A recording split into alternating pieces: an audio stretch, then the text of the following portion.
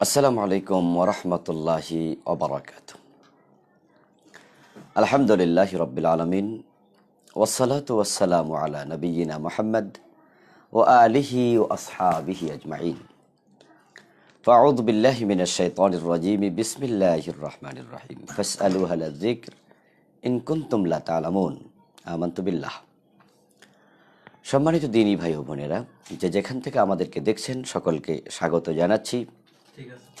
আসুন ইসলাম জানি সাধারণ প্রশ্নোত্তর পর্বের ২৭তম আজকের এই এপিসোডে আমরা আলহামদুলিল্লাহ অনেক দিন যাবৎ সাধারণ প্রশ্নোত্তর নিয়ে আপনাদের সাথে আমরা কথা বলেছি, কিন্তু মাহফিলের সিজন আসার কারণে একটু ব্যস্ততা বেড়ে গিয়েছে, তাই কিছুদিন আমরা একটু অনিয়মিত হয়ে পড়েছিলাম। তো আজকের মাহফিলটাও আমাদের প্রশাসনের বদৌলতে ক্যান্সেল হয়েছে, যার কারণে আজকে আপনাদের সাথে আবার আমরা জয়েন করার সুযোগ পেয়েছি।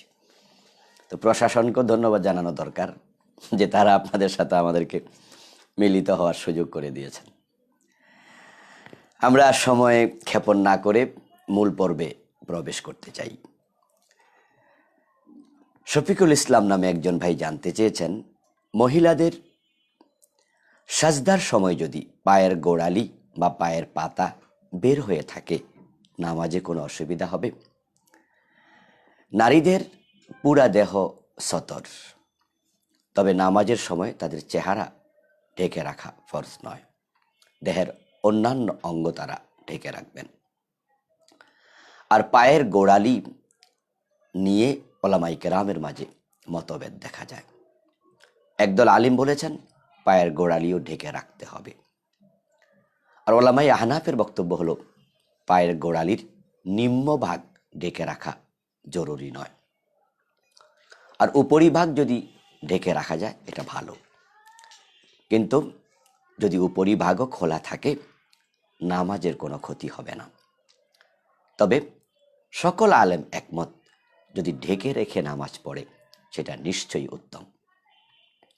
এখন পায়ের গোড়ালি ঢেকে রাখার ব্যাপারে যারা কথা বলেছেন যে ঢেকে রাখাই আওরাত সতর, তারাও এটাকে আল আওরা আল মুখাফফাফা বলেছেন যে এটা আওরাত বটে, তবে অন্যান্য অঙ্গের মতো এতটা শক্তিশালী আওরাত নয়।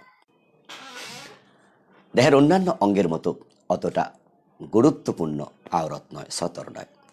এটা আল আওরা।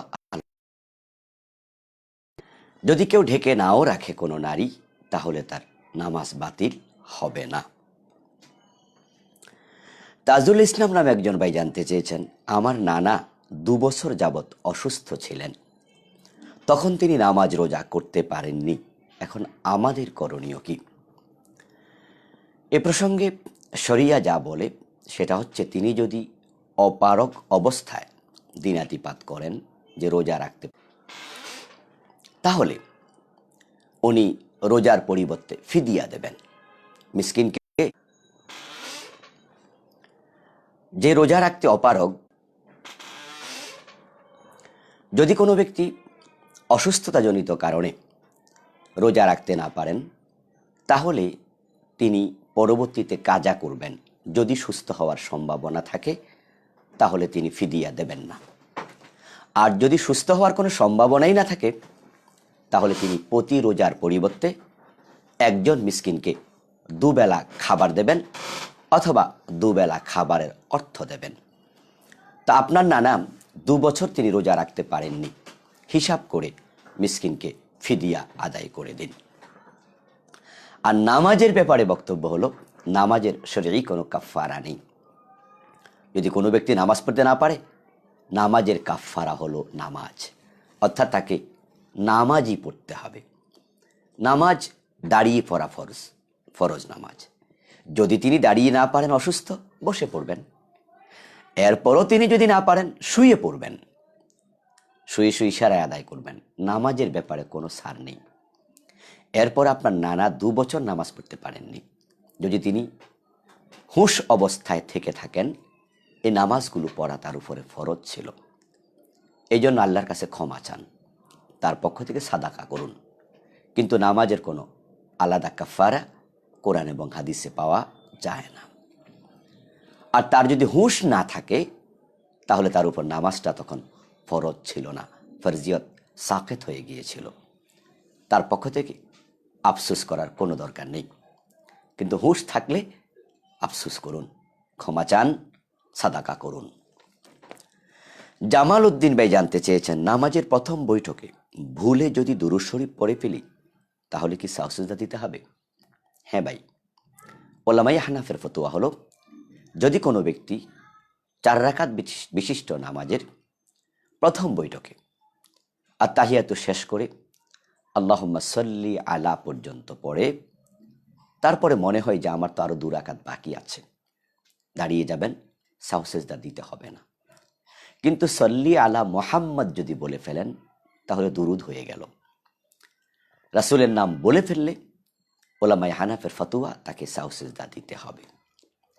বিন বাজ রাহেমাহুল্লাহ সহ আরও একদল আলেমের ফতোয়া হলো, যদি কেউ 4 রাকাত বিশিষ্ট নামাজের প্রথম বৈঠকে সে তাশাহুদের পরে দুরুদও পড়ে ফেলে তাকে সাহু সিজদা দিতে হবে না। বরং ওলামাদের কেউ কেউ তাশাহুদের পরে দুরুদ পড়াকে মোস্তাহাবও বলেছেন। যদি ওলামায়ে আহনাফ এ বিষয়ে অনেক শক্ত, তারা বলেন যে দুরুদ পড়লে প্রথম বৈঠকে তাশাহুদের পরে তাকে সাহু সিজদা দিতে হবে। আক্তার হামিদ নামে একজন ভাই জানতে চেয়েছেন, এক ব্যক্তি একা একা 1 রাকাত নামাজ পড়েছে। নামাজ চলাকালে লক্ষ্য করলো পাশে জামাতে নামাজ হচ্ছে, সে কি এখন একা নামাজ ছেড়ে দিয়ে জামাতে অংশগ্রহণ করতে পারবে? হ্যাঁ পারবে, তবে শর্ত হলো তিনি আরেক রাকাত পড়ে নেবেন। নিজে একা একা শুরু করেছেন, 1 রাকাত শেষ করার পরে তিনি দেখলেন যে কয়েকজন এসে জামাতে নামাজ শুরু করেছে, তো তিনি জামাতের সওয়াব নিতে চান, তাই তিনি 1 রাকাত পড়ে নামাজ ছেড়ে দেবেন না। কোরআনে বলা আছে, আল্লাহ তাআলা বলেছেন, লা তুবতিলু আমালাকুম, তোমরা তোমাদের আমলকে বাতিল করো না। তো 1 রাকাত পড়ার পরে নামাজ ছেড়ে দিলে 1 রাকাত বাতিল হবে, 1 রাকাত ছেড়ে দিলে তার আমলটা বাতিল হবে। তাই তিনি 1 রাকাত ছেড়ে না দিয়ে আরও 1 রাকাত পড়বেন, পড়ে তিনি সালাম ফিরিয়ে ফেলবেন। এ 2 রাকাত নফল হিসাবে আদায় হয়ে যাবে। তারপরে তিনি আবার জামাতে অংশগ্রহণ করে ফরজ সালাত আদায় করবেন, তিনি জামাতেরও সওয়াব পাবেন ইনশাআল্লাহ।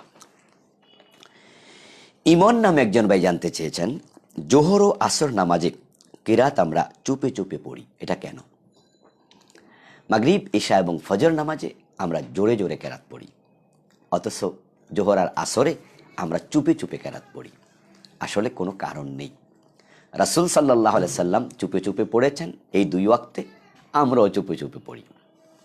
বাকি 3 ওয়াক্তে তিনি জাহরি কেরাত পড়েছেন আওয়াজ করে, আমরাও আওয়াজ করে পড়ি, রাসূলকে অনুসরণ করছি আমরা। আবার জোহরের পরিবর্তে যখন শুক্রবারে তিনি জুমার নামাজ পড়ছেন, কেরাত উনি জোরে পড়েছেন। আমরা জোহরে কেরাত পড়ি চুপে চুপে, কিন্তু জুমায় কেরাত পড়ি জোরে জোরে। আল্লাহর হাবিবকে আমরা অনুসরণ করে এটা করছি। এখানে আমরা কোনো কারণ অনুসন্ধান করি না, করার প্রয়োজনও অনুভব করি না। ওয়ালিউল্লাহ নামে একজন ভাই জানতে চেয়েছেন, কুড়িয়ে পাওয়া টাকা গরিবকে দান করলে আমি কি দায়মুক্ত হব? হ্যাঁ ভাই, আপনি কুড়িয়ে পাওয়া টাকা যদি মালিকের কাছে পৌঁছিয়ে দেন আপনি তখনই দায়মুক্ত হবেন। গরিবকে আপনি কিভাবে দেবেন? টাকা তো আপনার নয়। এই জন্য মাসালা হলো কুড়িয়ে পাওয়া টাকা গ্রহণ না করা। এটা পড়ে থাক এটার জায়গায়, আপনি ধরা দরকার নেই, এটা মালিক এসে খুঁজে নিয়ে যাক। যদি আপনি ধরেন তখন আপনার দায়িত্ব হবে, আপনি এলান করবেন, ঘোষণা করবেন, এই টাকার মালিককে, টাকা হারাইছেন, নিয়ে যান। আপনার উপরে তখন হচ্ছে মালিকের কাছে পৌঁছানোটাই দায়িত্ব, গরিবকে দেয়া নয়। টাকার মালিক আপনি নয়, আপনি গরিবকে দিবেন কিভাবে? এখন খুঁজতে খুঁজতে আপনি 2 মাস চলে গেল, 6 মাস চলে গেল, এই টাকাটা মালিক খুঁজে পাচ্ছেন না। তখন আপনি যদি নিজে গরিব হন তাহলে আপনি খেয়ে ফেলতে পারবেন, আর যদি আপনি গরিব না হন তাহলে আপনি গরিবকে দিয়ে দিতে পারবেন। তবে যদি মালিক 10 বছর পরেও এসে বলে যে আমার কিছু টাকা হারিয়ে গিয়েছিল, শুনেছি আপনি পেয়েছেন, আপনাকে কিন্তু আবার এই টাকা ফিরিয়ে দিতে হবে। যদি আপনি বলেন যে আমি তো গরিবকে দিয়ে দিয়েছি, আর উনি বলে যে আমার টাকা গরিবকে কেন দিছেন, আপনাকে টাকা ফিরিয়ে দিতে হবে। এই জন্য কুড়ানো জিনিসের বিষয়ে শরীয়ত খুব শক্ত। ইসলামের আসলে সৌন্দর্যটা এখানেই। কারণ আমরা যদি কিছু হারিয়ে ফেলি, ভুলে কোথাও রেখে আসি, আমারটা তো আমি খুঁজে নেব।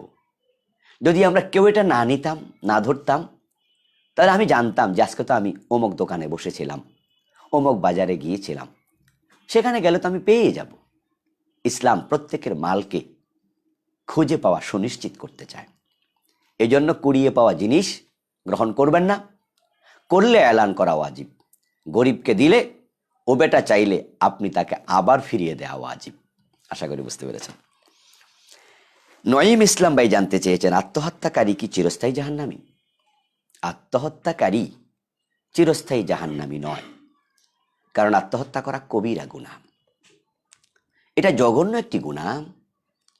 রাসূল সাল্লাল্লাহু আলাইহি সাল্লাম বলেছেন, যে ব্যক্তি যা দিয়ে নিজেকে হত্যা করবে, জাহান্নামে তাকে সে শাস্তিটাই অবিরত দেয়া হবে।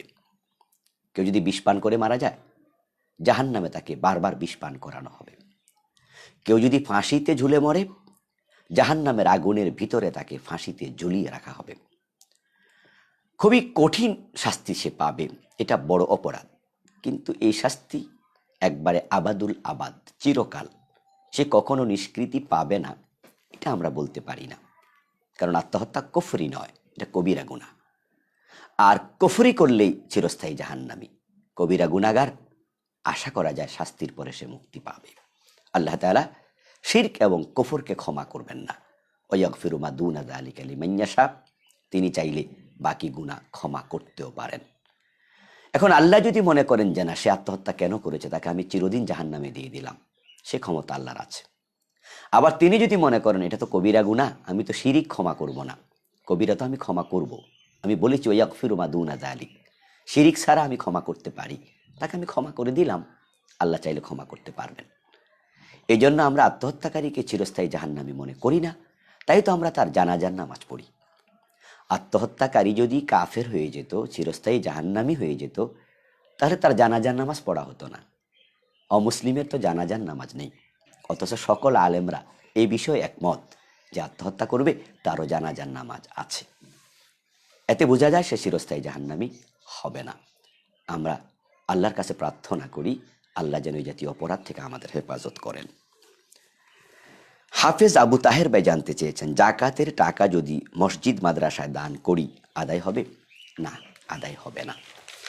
জাকাতের 8টি খাত আল্লাহ তাআলা নির্ধারণ করে দিয়েছেন। সুতরাং জাকাত যিনি দেবেন ওই 8 খাতে দিতে হবে। মসজিদ মাদ্রাসা জাকাত আপনি দিবেন না, কারণ যেহেতু এটা 8টি খাতের ভিতরে নেই। ইন্নামা সাদাকাতু লিল ফুকারাই ওয়াল মাসাকিন ওয়াল আমিলিনা আলাইহা। এভাবে আল্লাহ তাআলা 8টি খাত বলেছেন। ফকির, মিসকিন, জাকাত বিভাগের কর্মচারী, ঋণগ্রস্ত ব্যক্তি, মুসাফির, জিহাদ ফি সাবিলিল্লাহ। এই 8টি খাত আপনাকে কোরআন থেকে খুঁজে নিতে হবে। আমরা এই 8টি খাত পর্যালোচনা করে দেখতে পাই যে মসজিদ মাদ্রাসা এর অধীনে পড়ে না, তাই আমরা এটা করব না। মসজিদ মাদ্রাসায় জাকাতের টাকা এমনও দেয়া ঠিক নয়, কারণ মসজিদ হচ্ছে আল্লাহর ঘর, আর জাকাত হচ্ছে মানুষের পুঁজের মতো। এটা হচ্ছে পুঁজ, যেমন শরীর থেকে বের হয় নাপাক, জাকাতের টাকাটাও ঠিক এমনই। এটা ভালো টাকা নয়। এই জন্য আল্লাহর ঘরে এই টাকা লাগানো আল্লাহর ঘরের সাথেও এটা মানায় না। আর হকদার যেহেতু গরিব, মিসকিন, মুসাফির এবং জাকাত বিভাগের কর্মচারী, জিহাদ ফি সাবিলিল্লাহ এর আল্লাহ তাআলা ইবনু সাবিল এগুলো বলেছেন, তাই এই খাতের বাহিরে আমরা যাব না ইনশাআল্লাহ। মাসুদ নামে একজন ভাই জানতে চেয়েছেন, শুধু শুধু আল্লাহ আল্লাহ জিকির করা যাবে কি? শুধু শুধু আল্লাহ আল্লাহ জিকির করা যাবে কি না, এই বিষয়ে উলামায়ে কেরামের 2টি মত পাওয়া যায়। একদল আলেম বলেছেন যাবে। আল্লাহ তাআলা বলছেন, ফাজকুরুল্লাহা যিকরান ওয়াজকুরুল্লাহা যিকরান কাসীরা, তোমরা আল্লাহর বেশি বেশি জিকির করো। তাহলে আল্লাহর জিকির করো, তো আল্লাহ এই শব্দটার জিকির করতে বলা হয়েছে। ফাজকুরুনি আযকুরকুম, তোমরা আমাকে স্মরণ করলে আমিও করব। তো আল্লাহকে স্মরণ করা এরপরে তোমরা আল্লাহর নামের জিকির করো, এমন কথাও পবিত্র কোরআন মাজিদে আছে। ওই আয়াতগুলোকে সামনে এনে একদল আলিম বলতে চান আল্লাহ আল্লাহ জিকির করা যাবে। আরেক দল আলেম বলেন যে না, শুধু আল্লাহ আল্লাহ জিকির করা যাবে না, কারণ রাসূল সাল্লাল্লাহু আলাইহি সাল্লাম থেকে জিকিরের যে আলফাজগুলো পাওয়া যায়, সুবহানাল্লাহ পাওয়া যায়, আলহামদুলিল্লাহ পাওয়া যায়, আল্লাহু আকবার পাওয়া যায়, অর্থাৎ আল্লাহ শব্দের সাথে আরও কিছু শব্দ যোগ হয়ে পাওয়া যায়। লা ইলাহা ইল্লাল্লাহ পাওয়া যায়, সুবহানাল্লাহি ওয়া বিহামদিহি সুবহানাল্লাহিল আযীম, এরকম শব্দ আলাদা যোগ করে পাওয়া যায়। বিশ্বনবী কখনো আল্লাহ আল্লাহ এ শব্দে জিকির করেছেন মর্মে কোনো হাদিস পাওয়া যায় না। তাই তারা বলেন যে এই লফজে জিকির না করাই ভালো, করা যাবে না। তবে একটি হাদিস আছে যেখানে আল্লাহ আল্লাহ শব্দ দুবার আছে, লা তাকুমু সাহ আলা আহাদিন ইয়াকুলু আল্লাহ আল্লাহ, যে আল্লাহ আল্লাহ বলার মতো ব্যক্তি যতদিন থাকবে ততদিন কিয়ামত হবে না। এখানে দুবার আল্লাহ আল্লাহ শব্দ এসেছে, তাই একদল মুহাদ্দিস বলেন এটা জিকির বোঝানো হয়েছে। যে নবীর উপরে কোরআন নাজিল হয়েছে আল্লাহ জিকির করো, আল্লাহ বলেছেন, সে নবী আল্লাহ আল্লাহ শব্দে জিকির যেহেতু করেননি, সেই হেতু একদল আলেম বলছেন যে এই লফজে আমরা জিকির করব না, বরং আমরা শব্দ যোগ করব। আমরা বলবো সুবহানাল্লাহ, আমরা যদি আল্লাহ বলি সাথে বলবো আল্লাহু আকবার। আর আল্লাহ এটা লফজে নেদা, এটা হচ্ছে ডাকার শব্দ। তো আল্লাহ তো জিকির নয়, ওনারা বলতে চান যে আল্লাহ হলো আহ্বান। আল্লাহ মানে ইয়া আল্লাহ, হে আল্লাহ। তো আপনি আল্লাহকে ডাকবেন, আল্লাহ ডাকে নিশ্চয়ই সাড়া দেবেন। কিন্তু জিকির যদি করেন আল্লাহ শব্দের সাথে আপনি আরো শব্দ কিছু যোগ করবেন। ওলামাদের দুটি মতামতই এ বিষয়ে পাওয়া যায়, আশা করি বুঝতে পেরেছেন। ওয়াহিদ নামে একজন ভাই জানতে চেয়েছেন, কোরআন ছুঁয়ে যদি কেউ কোনো ওয়াদা করে আর তা পালন না করে তাহলে কি গুনাহ হবে?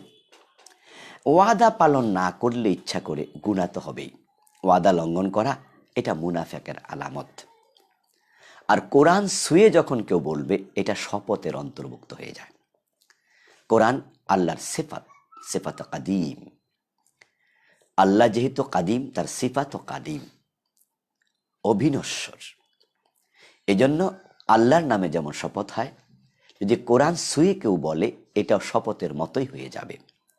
কোরআনের হুরমত হলো শপথ করেছেন, শপথ রক্ষা করবেন। আল্লাহর কসম করে যদি কেউ কোনো শপথ করে সে যেমন তা রক্ষা করতে হয় আল্লাহর নামের হুরমতের কারণে, সম্মানের কারণে। তো কোরআন ছুঁয়ে শপথ করেছেন বা ওয়াদা করেছেন, আল্লাহর নাম কোরআনের সম্মান একই জিনিস, এটা আল্লাহ সিফাত। তাই আমরা বলবো এই ওয়াদা আপনি লঙ্ঘন করবেন না। যদি লঙ্ঘন করেন তাহলে আপনি গুনাহগার হয়ে যাবেন। সোহেল নামে একজন ভাই জানতে চেয়েছেন, সূরা হাশরের শেষ 3 আয়াতের তিলাওয়াতের ব্যাপারে যে ফজিলতের কথা শোনা যায়, 70,000 ফেরেশতা ইস্তেগফার করবেন সকাল থেকে সন্ধ্যা পর্যন্ত। আবার সন্ধ্যাবেলা তিলাওয়াত করলে সন্ধ্যা থেকে আবার ভোর পর্যন্ত 70,000 ফেরেশতা তার জন্য ইস্তেগফার করবেন। এই হাদিস কি সহিহ? হ্যাঁ, এমন একটি হাদিস পাওয়া যায়, তবে মুহাদ্দিসগণ বলেছেন এই হাদিসটি জয়ীফ, এটা সহিহ নয়। এখন জয়ীফ হাদিসও কিন্তু আমলযোগ্য, অসুবিধা নেই। আমলের উৎসাহের ক্ষেত্রে জয়ীফ হাদিস গ্রহণযোগ্য। তো কোরআনের তেলাওয়াত তো ভালো কাজ, যে কোনো জায়গা থেকে আমরা তেলাওয়াত করতে পারি। তো সূরা হাশর তেলাওয়াত করলে অন্য সহিহ হাদিস দিয়ে তো প্রমাণিত হয় কোরআন থেকে পড়লে সওয়াব, প্রতি অক্ষরে 10 নেকি। কোরআন থেকে তেলাওয়াত করলে প্রতি অক্ষরে 10 নেকি। তো সূরা হাশরের শেষ 3 আয়াত তেলাওয়াত করলে কি নেকি পাওয়া যাবে না? ডেফিনেটলি পাওয়া যাবে। কিন্তু অতিরিক্ত যে একটি কথা আছে ফেরেশতা ইস্তেগফার করবে, অতটুকু জয়ীফ। এখন যদি ওই অংশটুকু অসাব্যস্ত হয়, সঠিক নাও হয়, কিন্তু শুধু তিলাওয়াতের সওয়াব তো পাওয়া যাবে, কোনো অসুবিধা নেই। উল্লেখ্য যে জয়ীফ হাদিস দিয়ে আমল সাব্যস্ত হয় না, কিন্তু আমলের ফজিলত সাব্যস্ত হয়। তো কোরআন তেলাওয়াতের ফজিলত তো সহিহ হাদিস দিয়ে সাব্যস্ত।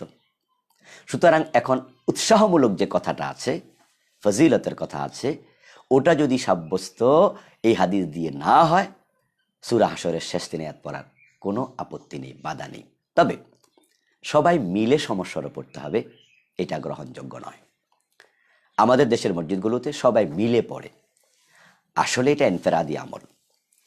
আর কোরআন যেখানে তেলাওয়াত হবে সেখানে চুপ থাকা এবং মনোযোগ দিয়ে শোনাটা দায়িত্ব, আবশ্যক। সবাই মিলে পড়লো তো শুনলো কে? ঠিক না? ইমাম সাহেব পড়বেন, অন্যরা শুনবেন, অথবা নিজে নিজে চুপি চুপি পড়বেন, কিন্তু সবাই মিলে, এটা সুন্নাহ নয়। তবে হ্যাঁ, যদি মশকের জন্য হয়, যেমন হেফজখানা ছাত্র কোরআন যখন মুখস্থ করে তখন সবাই মিলে পড়ে, যখন মাস্ক করে তখন সবাই মিলে পড়ে, সমস্বরে পড়ে। তো মাস্কের জন্য যদি হয় তাহলে পড়তে পারবে সবাই মিলে, তবে ইমাম একটু পড়বে, মুসল্লিরা আরেকটু পড়বে। এটা কতদিন চলবে? 2 মাস, 6 মাস, 1 বছর? এটা তো চিরকাল চলতে পারে না মাস্ক। এই জন্য আমরা বলবো সূরা হাশরের শেষ 3 আয়াত যারা আপনারা পড়ছেন, অসুবিধা নেই, কিন্তু সমস্বরে পড়বেন না। এটা ব্যক্তিগত আমল, অন্যান্য আমলের মতো এটাও চুপি চুপি পড়বেন। সাগর ভূঁইয়া নামে একজন ভাই জানতে চেয়েছেন, অন্য মায়ের সন্তানকে বোন ডাকা কি শরীয়ত সম্মত? হ্যাঁ, অসুবিধা নেই। একজন মুমিনা নারী আপনার বোন, একজন মুমিন পুরুষ আপনার ভাই।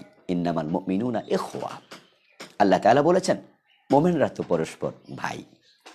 তাহলে একজন মুমিনা নারী তো আপনার বোন হবে, তাকে আপনি বোন ডাকতে কোনো অসুবিধা নেই, তবে পর্দার বিষয়ে সতর্ক থাকতে হবে। আবু ইউসুফ না, আমার ছেলে নাই, মেয়ে আছে, আমি কি আমার মেয়েকে আমার সকল সম্পদ লিখে দিতে পারবো? আপনি এটা করবেন না, কারণ আপনার মেয়ে আপনার সম্পদের কতটুকু পাবেন আল্লাহ কিন্তু এটা বলে দিয়েছেন, ফারায়েজ নির্ধারণ করে দিয়েছে। তো যেখানে আল্লাহ দরকার, আপনার ভাইয়েরা অংশ নিয়ে যাবে, আপনার ভয়, মেয়েকে যদি আমি লিখে না দিই তাহলে মেয়ে একটা হলে সে পাবে অর্ধেক, মেয়ে যদি একাধিক হয় পাবে 3 ভাগের 2 ভাগ, তো বাকিটুকু কে পাবে? আমার ভাইয়েরা। কামাইছি আমি, আমার ভাই পাবে কেন? এটা আপনার আপত্তি না। আল্লাহ তাআলা ভাইদের সম্পদ দিয়েছেন, অংশ দিয়েছেন আপনার সম্পদ থেকে, সুতরাং আল্লাহর অর্ডার, নির্দেশনাকে আপনি লঙ্ঘন করবেন না। আর দুনিয়া তো কে কাজে আসে বলা তো যায় না, আপনার ভাইয়েরা তো আপনার মেয়ের চেয়েও বেশি কাজে আসতে পারে। আখেরাত তো ঠিকই, আপনার মেয়ের চেয়েও আপনার ভাইয়েরা বেশি উপকারী হতে পারে আখেরাতে। এই জন্য আমরা বলবো আপনি জীবদ্দশায় লিখে দিয়ে যাবেন, এই কাজটা না করাই ভালো, কারণ সে কি পাবে আল্লাহ তো বলে দিয়েছেন, তাই অগ্রিম কাজ করা শোভনীয় নয়। আল আমিন নামে একজন ভাই জানতে চেয়েছেন, কবরস্থানের উপর ঘর তৈরি করা যাবে কি? না, কবরের উপরে বসতে বিশ্বনবী নিষেধ করেছেন, কবরের পবিত্রতা রক্ষা করতে বলেছেন, কবরকে অপবিত্র করা যাবে না, কবরের উপরে বসা হাঁটা ঠিক নয়। আর যদি ঘর বানান তাহলে শুধু বসা হবে না, শোয়াও তো হবে। ঘরে বাচ্চা কাচ্চা প্রস্রাব করে, পায়খানা করে, স্বামী স্ত্রী একসাথে থাকে, কবরের উপর এই কাজগুলো অযাচিত, এগুলো অনুচিত। এই জন্য কবরের উপরে মসজিদ বানাবে না, কবরের উপরে ঘর বাড়িও বানাবে না। হ্যাঁ, যদি কোথাও এমন অবস্থা হয় যে এটা ছাড়া আর জায়গাই নাই, তাহলে আমরা বলি ওলামায়ে কেরামের সাথে পরামর্শ করুন। তারপরে যদি ওই কবরের উপরে বাড়ি বানাতেই হয়, আপনি ওই কবর খুঁড়ে যে হাড্ডিগুলো পাবেন সেগুলোকে আপনি অন্য জায়গায় কবরস্থ করে তারপরে বাড়ি বানাতে পারবেন। নিশ্চয়ই এটা ওলামায়ে কেরামের সাথে পরামর্শ করে তারপরে করবেন। রাসেল নামে একজন ভাই জানতে চেয়েছেন, সুদখোর স্বামীর অধীনে থাকা স্ত্রী সে কি জান্নাত পাবে? তার ইবাদত কি কবুল হবে? হ্যাঁ, এক শর্তে তার ইবাদত কবুল হবে, সে তার স্বামীকে সুদ থেকে ফেরাতে চেষ্টা করবে, বুঝাবে এটা ছেড়ে দাও, সুদ খাওয়া হারাম, আমরা বেশি খাবো না, কম খেয়ে থাকবো, তারপর আমরা সুদ খাবো না, আমি কম দামি কাপড় পরবো, বেশি দামি কাপড় প্রয়োজন নেই, তুমি সুদটা ছেড়ে দাও। সে তার স্বামীকে এরকম বুঝাতে থাকলে তার ইবাদত কবুল হবে, কারণ সে তার স্বামীর হাক নয়, হুকুমকারী নয়, পরিচালক নয়, তাই স্বামীকে সে ঘাড়ে ধরে তো কিছু করাতে পারবে না, অর্ডার করার অধিকার তার নেই, তাই সে শুধু বুঝাবে। যদি না বুঝাইয়া মজা নেয়, সুদের টাকা দিয়ে বড় বড় মাছ কিনে খায় সেও মজা নেয়, মুরগি খায়, পোলাও খায়, দামি দামি কাপড় পরে, ওই নারীর ইবাদত কবুল হবে না, কারণ সে হারামের সাপোর্টার হয়ে গিয়েছে, সে স্বেচ্ছায় হারাম বক্ষণকারী হয়ে গিয়েছে। এই জন্য যে সকল পুরুষেরা সুদ খায় তাদের স্ত্রীরা তাদেরকে বুঝাবে, সুদ থেকে ফেরানোর চেষ্টা করবে, তখন তাদের আমল কবুল হওয়ার আশা করা যায়। কণা নামে একজন বোন জানতে চেয়েছেন, স্ত্রীকে ডিভোর্স দেওয়ার পর সন্তানের উপরে কার অধিকার বেশি, স্বামীর নাকি স্ত্রীর? আসলে সন্তানের অধিকার তার বাবার সন্তান। স্ত্রী পেটে ধারণ করেছে বটে, সে মা হয়েছে বটে, কিন্তু আল ওয়ালাদুলিল ফিরাশ, বিছানার মালিক যিনি, সন্তানের মালিকও তিনি। তাই তো সন্তানের পরিচয় বাবার সাথেই হয়। ভূঁইয়া বংশে যদি আপনি চৌধুরী বংশের মেয়েও বিয়ে দেন, ছেলের নামের সাথে কিন্তু ভূঁইয়াই হয়। যদি আপনি চৌধুরী বংশে বিয়ে দেন, আপনার বংশটা অন্য, আপনার মেয়ের নামে কিন্তু সন্তানের নামের শেষ অংশ হবে না।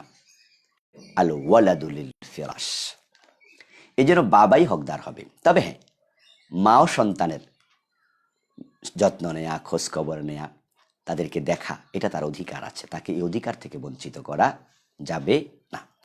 সর্বোপরি আমাদের রাষ্ট্রের কিছু আইন আছে যেগুলো নাগরিক হিসেবে আমাদের মানতে হয়। শরীয়তের সাথে যেখানে সংঘর্ষ হবে না সেগুলো মানতে তো আর আপত্তি নেই। যদি রাষ্ট্র বলে যে তারা বালেগ হওয়া পর্যন্ত তারা মায়ের কাছে থাকবে, বাবার কাছেও থাকবে, দুজন থেকে তারা আদর যত্ন পাওয়ার অধিকারী, পরবর্তীতে বালেগ হওয়ার পরে তারা কোথায় যাবে, মায়ের কাছে না বাবার কাছে, এটা এখতিয়ার তাদেরকে দেয়া হবে। এখন বাবাও যদি বলে যে আমারও আপত্তি নাই, ইসলাম আমাকে দিয়েছিল, অধিকারটা আমারই, কিন্তু আমিও আমার স্ত্রীকে তার ভাগ দিতে চাই, তাহলে এটা গুনাহ হবে না, এটা মিউচুয়াল ফ্যাক্ট, যেহেতু এটা ব্যক্তির হকের সাথে জড়িত। এই জন্য যার হক সেও যদি রাজি হয়, ঠিক আছে আমি ছেড়ে দিলাম, অসুবিধা হওয়ার কথা নয়। কিন্তু মোদ্দা কথা হলো সন্তানের মালিকানা মানে তার অভিভাবকত্ব বাবাই গ্রহণ করবে। সজীব নামে একজন জানতে চেয়েছেন, রাসূল সাল্লাল্লাহু আলাইহি ওয়াসাল্লামের সাথে জান্নাতে মারিয়াম আসিয়া আলাইহিমাস সালামের বিয়ে হবে, এই কথা কি সঠিক? হ্যাঁ, কিছুদিন আগে একজন বক্তা এই ওয়াজ করেছেন, আমরা শুনেছি। এটা নিয়ে অনেকে ফেসবুকে লেখালেখিও করেছেন, বলেছেন। হ্যাঁ, আল্লামা তাবারানী রাহিমাহুল্লাহ আল মুজামুল ওয়াসিত নামক হাদিসের কিতাবে তিনি হযরত ইবনে বুরাইদা থেকে হাদিস এনেছেন। আবু হুরায়রা রাদিয়াল্লাহু তাআলা থেকেও হাদিস বর্ণিত হয়েছে হাদিসের অন্য কিতাবে, যে হযরত আসিয়া মুসা নবীর বোন কুলসুম, উম্মে কুলসুম এবং ফিরআউনের স্ত্রী আসিয়া আর আরেকজন আছে মারিয়াম আল বাতুল, ঈসা আলাইহিস সালামের মা মারিয়াম, এই তিনজনের সাথে বিশ্বনবীর জান্নাতে বিয়ে হবে, এ মর্মে হাদিস রয়েছে। তবে এই হাদিসটিকে মুহাদ্দিসগণ যঈফ বলেছেন। এই হাদিসটি একাধিক সূত্রে বর্ণিত হয়েছে, একাধিক সাহাবী থেকে। আল্লাহ ভালো জানেন তার বাস্তবতা কি। এবং পাকিস্তানের বিখ্যাত আলেম তারিক জামিল, উনার লিখা একটি বইতেও আমি এই উদ্ধৃতিটা পেয়েছিলাম অনেক আগে। তারপরে আমি পার্সোনালি গবেষণা করে দেখলাম একাধিক সূত্রে বর্ণিত হাদিস আছে, তবে যঈফ। তো ওই বক্তা মহোদয় তিনি বলেছেন, হয়তো আপনারা যারা নতুন শুনেছেন তারা ভাবছেন যে একবারে বাজে কথা বলেছেন। না, এটা বানোয়াট কথা নয়, হাদিসটা মাউদু নয়, হাদিসটা যঈফ পর্যায়ের। যঈফ পর্যায়ের হাদিসের বাস্তবতা হতেও তো পারে। হাদিস যঈফ হয়েছে রাবির কারণে, রাবির কিছু ত্রুটি ছিল, তাই হাদিসটা সহি হয়নি। এখন মিথ্যুক রাবিও তো মাঝে মাঝে সত্য কথা বলে, এই জন্য সকল যঈফ রাবি বর্ণিত হাদিস কিন্তু যঈফ নয়। দেখা যায় যে মিথ্যুক রাবিও কখনো সত্য কথা বলে ফেলেছে, তবে সে যঈফ হওয়ার কারণে তার বর্ণিত সকল হাদিস কি হয়ে গেছে, যঈফ হয়ে গেছে। তো এই জন্য আমরা যাচাই বাছাই করে কথা বলি। এরপরে যারাই বলুক, যে বলুক, তাকে আমার অপছন্দ হোক, তার কথার পক্ষেও যদি দলিল থাকে আমরা সেটাকেও আমরা সাপোর্ট করি। আশা করি বুঝতে পেরেছেন। হাবিবুল্লাহ নামে একজন ভাই জানতে চেয়েছেন, নামাজ চলাকালে মসজিদের দ্বিতীয় তলায় হঠাৎ মাইক বন্ধ হয়ে গিয়েছে, তাই ইমামের তাকবীর শোনা যায় না, কেরাতও শোনা যায়নি, মুসল্লিদের করণীয় কি? একটা বিপদের কথা। এই জন্য নিচতলা থেকে দোতলায় আওয়াজ পৌঁছবে, ফাঁকা রাখা উচিত। যখনই বিদ্যুৎ চলে যায় অথবা যান্ত্রিক কোনো গোলযোগ তৈরি হয়, তখন নিচতলা থেকে কেউ মোকাব্বির হয়ে জোরে আওয়াজ করবেন, যেন দোতলায় তাকবীরের ধ্বনিটা পৌঁছে। দোতলার লোকেরা আবার জোরে তাকবীর দেবেন, যেন তিনতলায় আওয়াজটা পৌঁছে। এটা করা উচিত। কিন্তু কোথাও যদি এমন হয় যে না, যান্ত্রিক গোলযোগ অথবা বিদ্যুৎ চলে যাওয়ার কারণে আওয়াজই পৌঁছানো যায়নি, তারা তাকবীরও শোনেনি, ইমামের আনুগত্যও করেনি, ইমাম কখন রুকু করছে কখন সেজদা করছে টেরও পায়নি, তো তারা আর কি করবে? নামাজ আবার দোহরাতে হবে। যদি জুমার নামাজ হয় তাহলে তারা জোহর পড়ে নেবে একা একা। আর যদি অন্য নামাজ হয় তাহলে ইমাম সাহেব সালাম ফিরানোর পরে তো ওরা টের পাবে। ওরা যে রুকুতে গেছে, রুকু তো আর শেষ হয় না। ওরা যে সেজদায় গেছে আল্লাহু আকবার শোনার পরে, এখন গেছে বিদ্যুৎ চলে, সেজদাতে আছে, ইমাম তো আর ওঠে না, এর মানে ওরা শুনছে না। ওনারা নামাজ ছেড়ে দেবেন, কিছুক্ষণ অপেক্ষা করে তারপরে আবার তারা নিজেরা একজনকে ইমাম বানিয়ে নামাজ আদায় করে নেবেন। তরিকুল ইসলাম ভাই জানতে চেয়েছেন, রুহানি সন্তান কাকে বলে? রুহানি সন্তান বলে ইসলামে কোনো পরিভাষা নেই, এটা হচ্ছে আঞ্চলিক পরিভাষা। আমাদের দেশে আমরা শব্দটি ব্যবহার করি। কয়দিন আগে তো আমাদের কয়েকজন ভাই রুহানি উম্মত ব্যবহার করছিলেন, রুহানি সাহাবি। এ বিষয়ে আমরা কথা বলেছি, ওনারা সরিও বলেছেন। রুহানি সাহাবা বা রুহানি সন্তান এগুলো আঞ্চলিক পরিভাষা, এগুলো আমাদের দেশে। অর্থাৎ ছাত্রকে শিক্ষক মনে করে সে আমার ছেলের মতোই, তো কিন্তু সে তো আমার ছেলে না, যেহেতু তাকে আমি পড়াই লেখাপড়া করি, আমার সন্তানের মতো সে, এই হিসাবে বলে রুহানি সন্তান। তা আমরাও আমাদের ওস্তাদদেরকে সম্মান দিয়ে বলি আমাদের রুহানি বাবার মতো, মানে যেহেতু সে আমাকে পড়ায় আর শিক্ষক বাবার মতো শ্রদ্ধেয়, এই হিসাবে আমরা শব্দটি ব্যবহার করি। এটা ইসলামী কোনো পরিভাষা নয়, এটা আঞ্চলিক পরিভাষা। সেলিম নামে একজন ভাই জানতে চেয়েছেন, অ্যালকোহল যুক্ত স্যান্ড ব্যবহার করা যাবে কি? না করাই ভালো। একদল আলিম বলেছেন, আল্লাহ তাআলা মদের আলোচনা করে বলছেন ফাস্তানিবুহু, তা থেকে বিরত থাকে। এর জন্য মদ খাওয়াও যাবে না, মদ ব্যবহারও করা যাবে না। আর একদল আলিম বলছেন খাওয়া হারাম, যেমন আঙ্গুর থেকে তৈরি হয় মদ, খেজুর থেকে তৈরি হয় মদ, তো খেজুর তো খারাপ জিনিস না, খাওয়াই জায়েজ। তা আঙ্গুরও খারাপ জিনিস না, খাওয়া জায়েজ। কিন্তু মদ হয়ে গেলে কেন খাওয়া যাবে না? আকলকে সে ঢেকে ফেলবে, পাগলামি করবে, তখন সে কি বলে নিজেও জানবে না। সমাজের জন্য, রাষ্ট্রের জন্য, মানুষের জন্য ক্ষতির কাজ সে করে বসতে পারে, এই জন্য মদ হারাম। কিন্তু এখন আঙ্গুরের রসটা তো, ওটা তো ভালো জিনিস, তো ওটা যদি অ্যালকোহল হিসাবে সেন্টে ব্যবহার করে, নাজায়েজ হবে কেন? এই জন্য একদল আলেম বলছেন ব্যবহারে অসুবিধা নেই, তবে খাওয়া হারাম। কিন্তু ইজমালি যে আয়াত ফাজতানিবুহু, আল্লাহ বলছেন এগুলো পরিহার করো, বাদ দেও, মুতলাক হুকুম, ওখানে খেও না, আল্লাহ এটা না বলে বলছে একবারে বিরত থাকো। ওই মুতলাক হুকুম থেকে একদল আলেম বলেন খাওয়াও যাবে না, অ্যালকোহল হিসাবে ব্যবহারও করা যাবে না। এই জন্য আমরা সাজেস্ট করি, যদি অ্যালকোহল ফ্রি লেখা থাকে আপনি স্যান্ড ব্যবহার করুন। যদি অ্যালকোহল ফ্রি লেখা না থাকে, অ্যালকোহল আছে আপনার মনে হয়, তাহলে আপনি ব্যবহার করবেন না। নাজিম নামে একজন ভাই জানতে চেয়েছেন, আমরা কি কারো কপালে চুমু দিতে পারি? হ্যাঁ, আপনি কপালে চুমু দিতে পারেন, অসুবিধা নেই। যদি বয়োজ্যেষ্ঠ কেউ হয়, মুরব্বী হয়, আপনার স্নেহের কেউ হয়, আপনি তার হাতেই তার কপালে আপনি চুমু দিতে পারবেন। যদি পুরুষ মানুষ হয়, পুরুষ পুরুষকে, নারী নারীকে, এটা অনুমোদিত। তবে যদি আসক্তির সাথে হয় তাহলে হারাম, অথবা আসক্তি তৈরি হতে পারে, তাহলেও দেয়া যাবে না, তাহলে এটা মাকরুহ তাহরিমি, হারাম পর্যায়ে চলে যাবে। আর যদি এই জাতীয় কোনো আশঙ্কা না থাকে, একজন নারী আর একজন নারীর কপালে চুমু দেবে, তাদের মাঝে আসক্তি তৈরি হবে না, তাহলে দেখ না, ভালোবাসা তৈরি হবে। একজন পুরুষ আরেকজন পুরুষের কপালে চুমু দেবে, একজন মহাব্বত করে, আসক্তির কোনো সম্ভাবনা নেই, দেখ না, নিষেধ নেই, হাতে চুমু দিতে পারে, দেয়া যেতে পারে, কিন্তু আসক্তি হলে যাবে না। ফাহাদ নামে একজন ভাই জানতে চেয়েছেন, দোয়ায়ে মাসুরা আমরা নামাজে যখন পড়ি, সেখানে আমরা দোয়ায়ে মাসুরা না পড়ে কি অন্য দোয়া করতে পারবো? হ্যাঁ, পারবেন। দোয়ায়ে মাসুরা মানে হচ্ছে এমন দোয়া যে দোয়া হাদিস থেকে এসেছে, হাদিসে পাওয়া যায়, রাসূল পড়েছেন। এখন আপনি তাশাহুদ শেষ করে দুরূদ শরীফ পড়লেন, তারপরে আপনি রাসূলের হাদিস থেকে কোনো দোয়া না পড়ে আপনি পার্সোনাল নিজে বানায়া কোনো দোয়া পড়লেন, জায়েজ আছে। হাদিসে পাওয়া যায়, সহিহ মুসলিমে এসেছে, রাসূল সাল্লাল্লাহু আলাইহি সাল্লাম বলেছেন, দুরূদ শরীফ পড়ার পরে তোমার মনে যা চায় তুমি সে দোয়াই করতে পারো।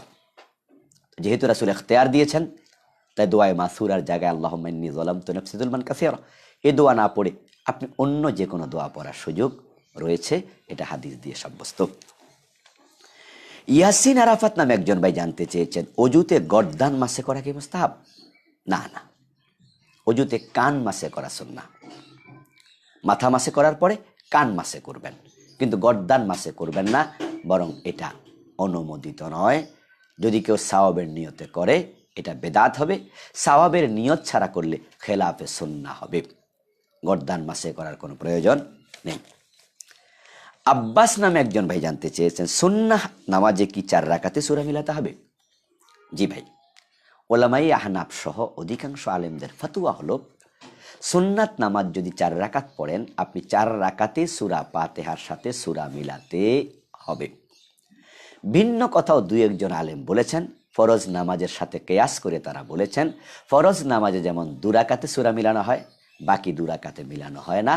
তারা ওর উপরে কিয়াস করে বলেছেন সুন্নাহ নামাজও মিলাতে হবে না। তবে অধিকাংশ আলেমের বক্তব্য হলো সুন্নাহ নামাজ 4 রাকাত হলে 4 রাকাতে সূরা মিলাতে হবে। ইসলামী জীবন আইডি থেকে একজন ভাই জানতে চেয়েছেন, খ্রিস্টানদের বড়দিনে মুসলিমদের শুভেচ্ছা জানানো বা তাদের আনন্দে অংশগ্রহণ করা কি জায়েজ হবে? না ভাই, এটা ধর্মীয় অনুষ্ঠান। আপনি অন্যের ধর্মের ধর্মীয় অনুষ্ঠানে অংশগ্রহণ করতে পারবেন না। যদি ধর্মীয় অনুষ্ঠান না হয়ে অন্য কোনো অনুষ্ঠান হতো তাহলে কোনো সমস্যা ছিল না। যেমন ধরেন বিজয় দিবসের আনন্দ, ভাষা দিবসের আনন্দ, এটা ধর্মীয় অনুষ্ঠান নয়, এটা জাতিগত একটি ব্যাপার। সেখানে আপনি অংশগ্রহণ করতে পারবেন, হিন্দু, বৌদ্ধ, খ্রিস্টান, মুসলমান সবাই, অসুবিধা নেই। ধর্ম যার যার, দেশটা সবার, ধর্ম যার যার, ভাষাটা সবার, এই হিসাবে। কিন্তু ধর্মীয় অনুষ্ঠান যদি হয় তাহলে ধর্ম যার, উৎসব তার। এজন্য ধর্ম যার যার, উৎসব সবার, এই কথাটি সঠিক নয়।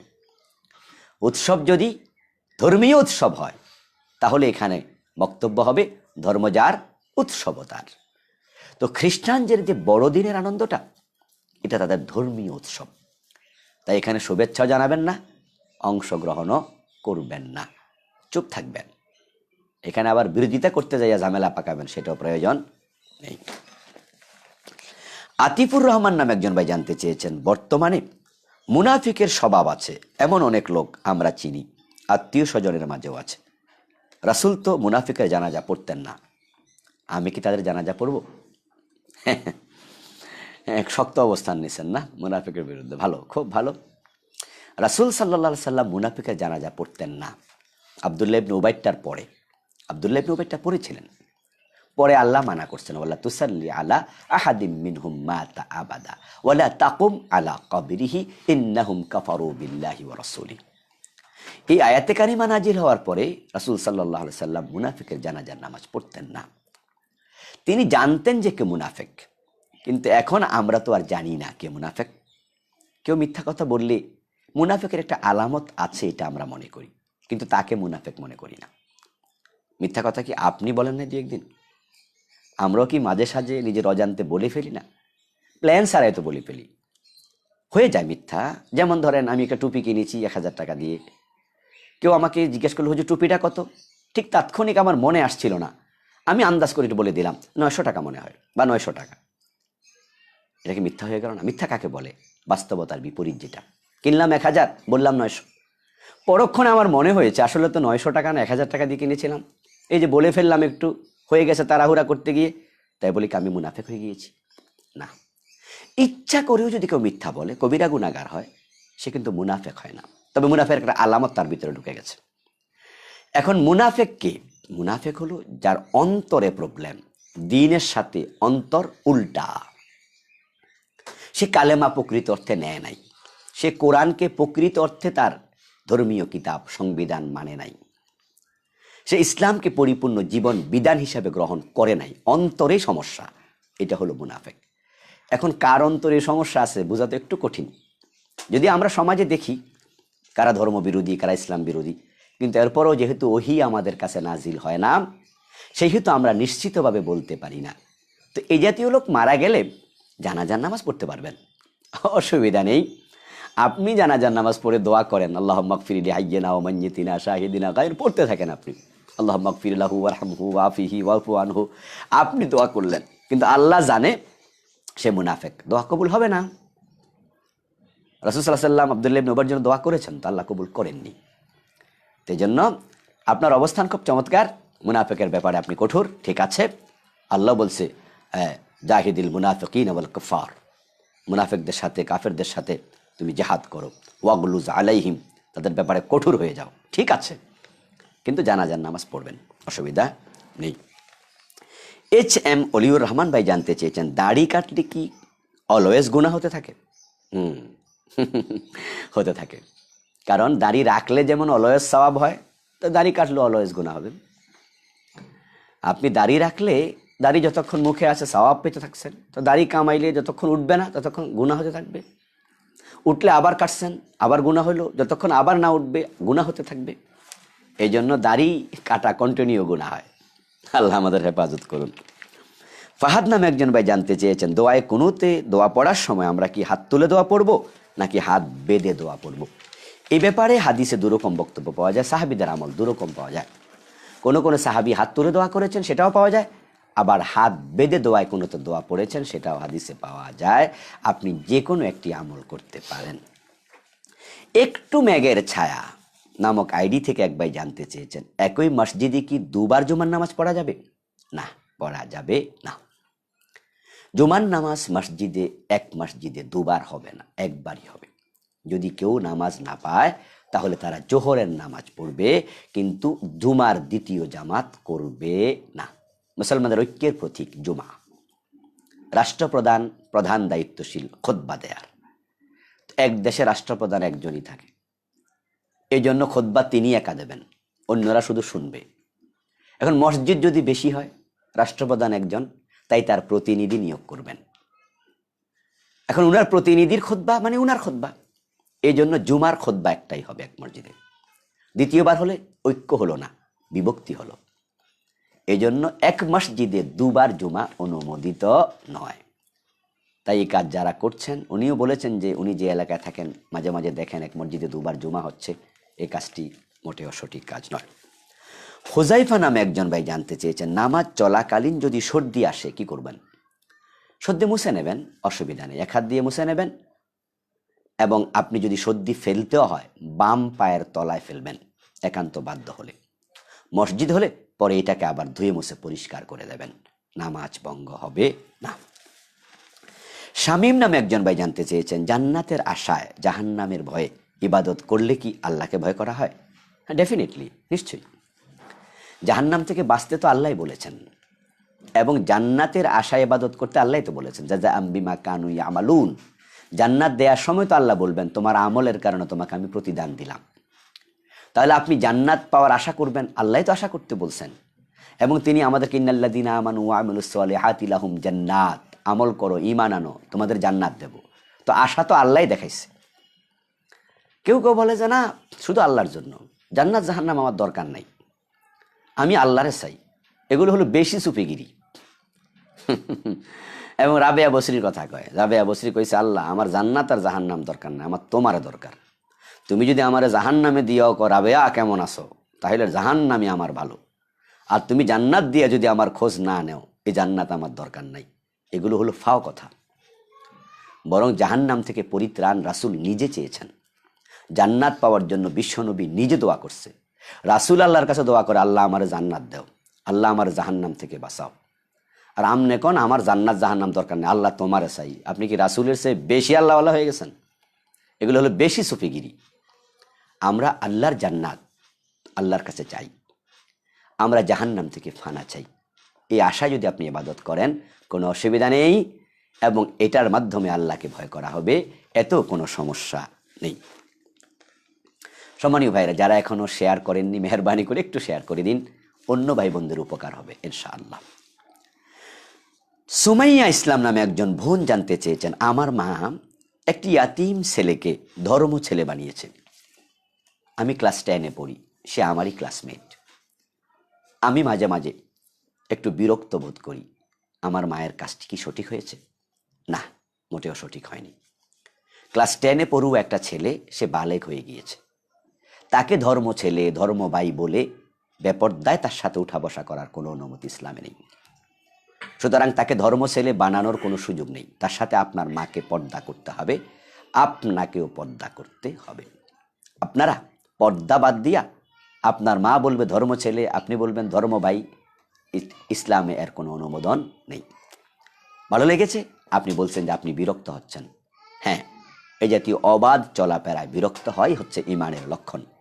আপনার মাকেও আমার আলোচনাটি শোনাবেন যদি সুযোগ পান, যে ধর্ম ছেলে বলে তার সাথে দেখা দেয়া, উঠা বসা করা শরীয়ত অনুমোদন করে না। শহীদুল্লাহ ভাই পশ্চিমবঙ্গ ভারত থেকে জানতে চেয়েছেন, হুজুর আমাদের দেশে তাবলিগ জামাতের কাজ চলে, আমি কি তাবলিগে যেতে পারি? হ্যাঁ, নিশ্চয়ই, নিশ্চয়ই পারেন। তাবলিগ জামাত দ্বীনের দাওয়াতি কাজ করছে। তারা নামাজ শেখাচ্ছে, রোজা শেখাচ্ছে, ওযু শেখাচ্ছে, সুদ ছাড়তে বলে, হারাম ছাড়তে বলে, ভালো। কিন্তু ইসলামের পরিপূর্ণতার দাওয়াত তাদের মাঝে একটু অনুপস্থিত। তাই আমরা বাংলাদেশে যারা তাবলিগ করে তাদেরকে বলি যে তোমরা পরিপূর্ণ ইসলামের দাওয়াত দাও আমার ভাইয়েরা। তাদেরকে আমরা বলি তোমরা পরিপূর্ণ ইসলামের দাওয়াত দিতে থাকো, আংশিক নয়। কিন্তু আপনি ভারতে আছেন, সেখানে চোর ধরে হাত কাটা, ডাকাত ধরে শুলে দেওয়া, ইসলামের ফৌজদারি বিধান কায়েম করা, দিন বিজয়ের কথা বলা, ভারতে এটা অমূলক। সেখানে মুসলমানের সংখ্যা খুবই কম। তাই সংখ্যাগরিষ্ঠের ভিত্তিতে আপনারা দিনকে সেখানে বিজয়ী করবেন, জেহাদ ব্যতীত, খেলাফতে রাশেদার অনুসরণ করে খেলাফত প্রতিষ্ঠা ব্যতীত অসম্ভব।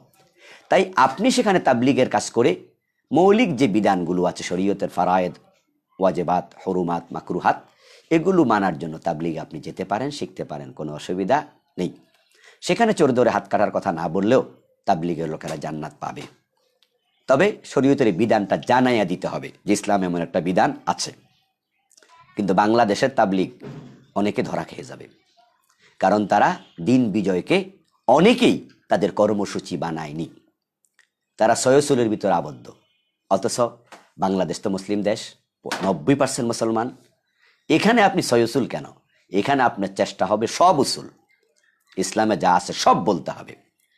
ইয়া আইয়ুহার রাসূল বাল্লিগ মা উনজিলা ইলাইকা মির রাব্বিক। আপনার তাবলিগ হবে আল্লাহর হাবিব যা করেছেন তা।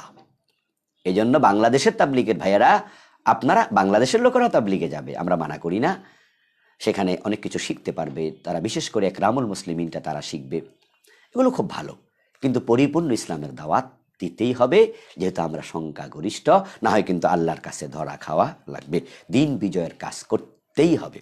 বিজয় হলো নাকি হলো না সেটা দেখা দরকার নাই, বিজয়ের কাজ করেছেন কিনা সেটাই দেখা দরকার। মনির নামে একজন ভাই জানতে চেয়েছেন, নিজের বউ থাকা অবস্থায় খালাতো শালিকে বিয়ে করা যাবে? হ্যাঁ, যাবে। আপন দুই বোন একসাথে বিয়ে করা যাবে না, কিন্তু বউয়ের খালার মেয়ে তথা খালাতো বোন, আপনার খালাতো শালি বিয়ে করতে পারবেন। শরীয়তে অনুমতি আছে, কিন্তু আপনি পাবলিকের মাইর খাইলে আমার কিছু করার নেই। অথবা ঘরে বউয়ের মাইর খাবেন, রাবুল কালাম আজাদ হুজুর কইছে জায়েজ, আপনি কালকে করে আসবেন, আপনার পিঠ বাঁচাইতে আমি কিন্তু যাব না। আমি মাসআলা বলছি মাত্র যে শরীয়তে অনুমতি আছে, আপনি করতে পারবেন, বিয়েটা হবে। কিন্তু আপনার পরিবেশ মেনটেন করা, স্ত্রীকে বুঝ দেয়া, তাদের মাঝে সমতা বিধান করা, আবার রাষ্ট্রের আইন আছে, বউ কিন্তু মামলা দিলে 6 মাস জেল।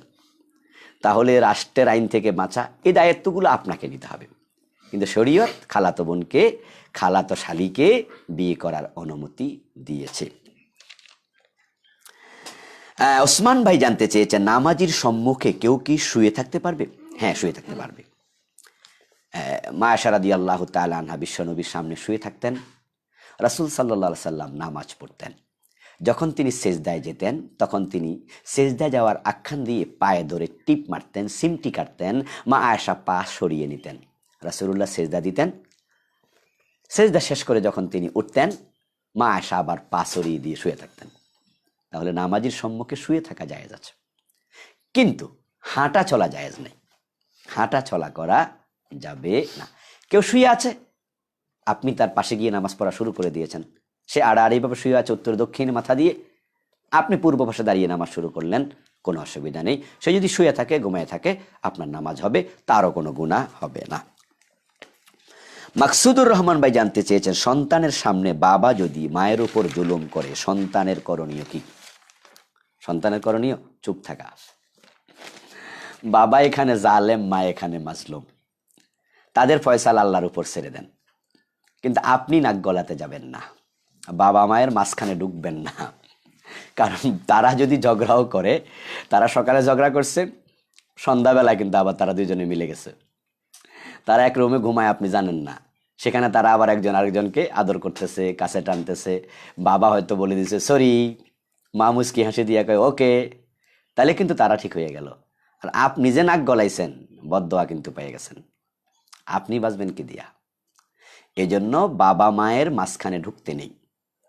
এরপরেও যদি দেখেন যে বাবা বেশি জুলুম করে, তাহলে আদবের সাথে কথা বলুন, অথবা আপনি এমন এক লোক দিয়ে কথা বলান যাকে বাবা মানে। যেমন আপনি জ্যাঠাকে বলেন, দাদা থাকলে দাদাকে বলেন, মুরব্বী কাউকে লাগান। এইভাবে আপনি বাবাকে জুলুম থেকে বিরত রাখার চেষ্টা করুন, কিন্তু নিজে নাক গলাইতে মায়ের পক্ষ নিয়ে বাবার বিরুদ্ধে ঝগড়া শুরু করবেন, এটা কখনোই করা যাবে না। আপনি মাঝখানে ঢুকবেন না। জি, জান্নাত নামে একজন বোন জানতে চেয়েছেন, সালাতুত তাসবিহ সম্পর্কে কিছু বলুন। সালাতুত তাসবিহ হাদিসে আছে, পড়তে চান পড়তে পারেন, নিয়ম হাদিসগুলোতে দেয়া আছে, কিন্তু রাসূল সাল্লাল্লাহু আলাইহি সাল্লাম কখনো নিজে সালাতুত তাসবিহ পড়েননি। তিনি ইবনু আব্বাস রাদিয়াল্লাহু তাআলা আনহুকে বলেছেন যে চাচা, এমন একটা ইবাদত করলে তোমার দিনের গুনাহ, রাতের গুনাহ, আগের গুনাহ, পরের গুনাহ, ছোট গুনাহ, বড় গুনাহ সব মাফ হয়ে যাবে। পারলে প্রতিদিন পড়ো, না পারলে সপ্তাহে একবার, না পারলে মাসে একবার, না পারলে জীবনে একবার। এই হাদিসটি কোনো মুহাদ্দিস বলেছেন জয়ীফ, কেউ বলেছেন হাসান, কেউ বলেছেন আল্লামা আপনার একজন মুহাদ্দিস তিনি বলেছেন মাউদু, তার নামটা আমি ভুলে গেছি, তিনি মাউজু পর্যন্ত বলেছেন।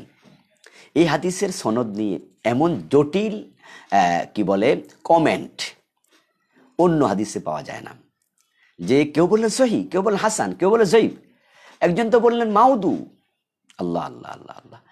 এই জন্য আমরা বলি, যদি আপনি হাসান মনে করেন বা সহি মনে করেন, আপনি পড়তে পারেন, কিন্তু বিশ্বনবী কখনো পড়েননি, অথচ আমলের ব্যাপারে তিনি সবচেয়ে বেশি আগ্রহী ছিলেন।